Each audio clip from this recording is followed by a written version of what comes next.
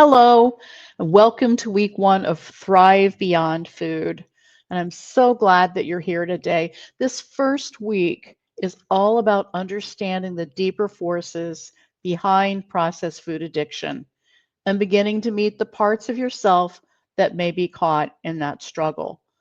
This isn't a conversation about willpower or discipline, it's a conversation about brain chemistry, emotional protection, and self compassion.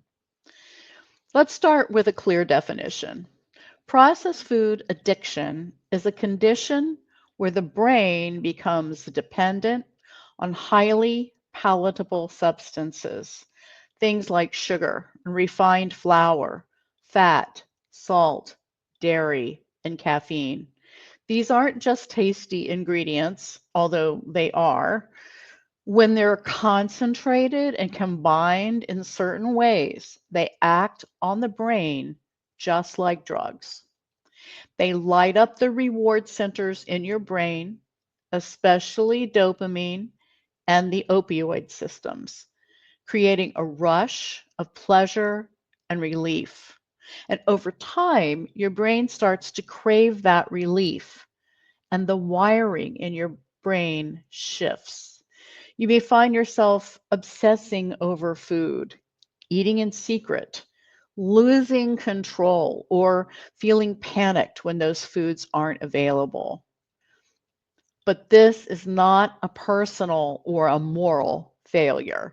It's a neurochemical hijacking, and you are not alone.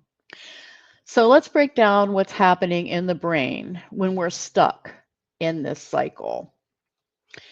Let's talk about dopamine flooding and withdrawal. Every time we eat a highly processed food, the brain floods with dopamine, that feel good chemical. But repeated flooding leads to something called dopamine downregulation, where the receptors in your brain become less sensitive. And that means you need more food to feel the same level of relief or pleasure. And when you stop, you may feel worse. You may feel irritable or foggy or tired. This is not emotional weakness, it's withdrawal. And from an internal family systems IFS perspective, you might notice that a part of you panics when withdrawal symptoms show up. That part may rush in with cravings, trying to protect you from discomfort.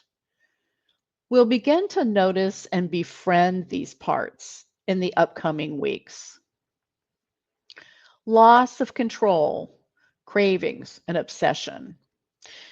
Have you ever felt like something just took over? Well, that's really not just your imagination. When you're exposed to food cues like a commercial or a smell, the reward system in the brain and the amygdala go into overdrive.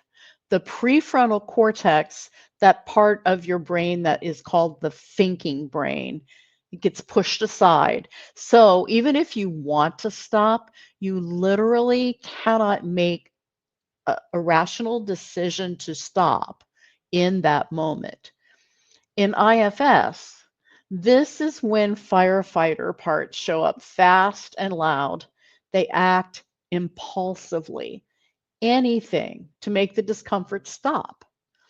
They're not bad, they're just trying to help. The brain remembers relief and it wants it again. Even after weeks or months off of processed foods, a single cue can spark a powerful craving. Why? Well, it's because your hippocampus and amygdala store memories of relief. That cookie that made you feel less alone, that drive-through meal that gave you a break from the chaos, those events are encoded in your nervous system. When a craving hits, it's often not about the food at all. It's about the part of you that remembers feeling safe or comforted. IFS teaches us to turn toward these parts with compassion. You might say something like, "Hey, I see you're trying to help. Let's talk." Throughout this course, we'll use IFS to understand our inner world. You'll meet parts that crave, parts that criticize, parts that hide, parts that push for perfection. And beneath all of them is something else, a calm, compassionate self. That's who we're strengthening.